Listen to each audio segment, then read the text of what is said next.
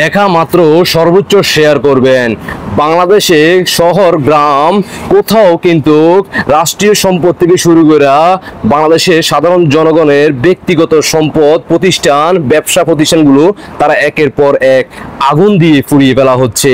কেউ কিছু বলার নাই, কেউ কোনো বিচার পাচ্ছে না, একের পর এক ধ্বংস করে ফেলতেছে। দেখতে থাকুন পুরো ভিডিওটা।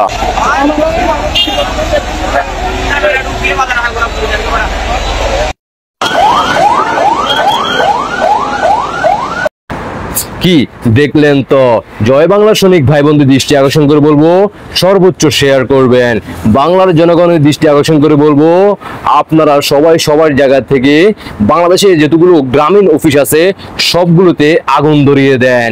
বাংলাদেশে যে গ্রামীণ অফিসগুলো আছে এগুলো যখন আপনারা আগুন ধরিয়ে দিবেন তখন ওই গ্রামীণ অফিসের মালিক যিনি ডক্টর সুধী ইউনূস তার মাথায় একটাই কাজ করবে, এই বাংলাদেশে আর কোনো আগুন লাগানো যাবে না।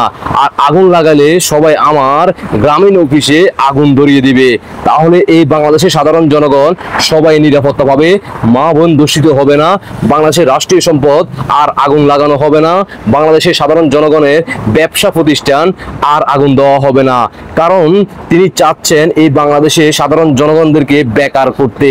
আর বেকার করলে তিনি তার গ্রামীণ অফিসের ম্যাজিক কাজে লাগাতে পারবে, সবাইকে ঋণ দিবে আর সবাই তখন ঋণ নিবে। আর কেউ যখন ঋণ পরিশোধ করতে পারবে না তখন তিনি তাদের ধন সম্পদ বাড়িঘর সকল কিছু তিনি দখল নিতে পারবে, যেভাবে পূর্বে করে আসছিল। এটাই সত্য, এটাই বাস্তব। আশা করি বুঝতে পারছেন। আপনাদের ব্যক্তিগত মতামত অবশ্যই কমেন্টে জানিয়ে যাবেন আর দেশবাসীকে দেখার সুযোগ করে দিবেন। আল্লাহ হাফেজ।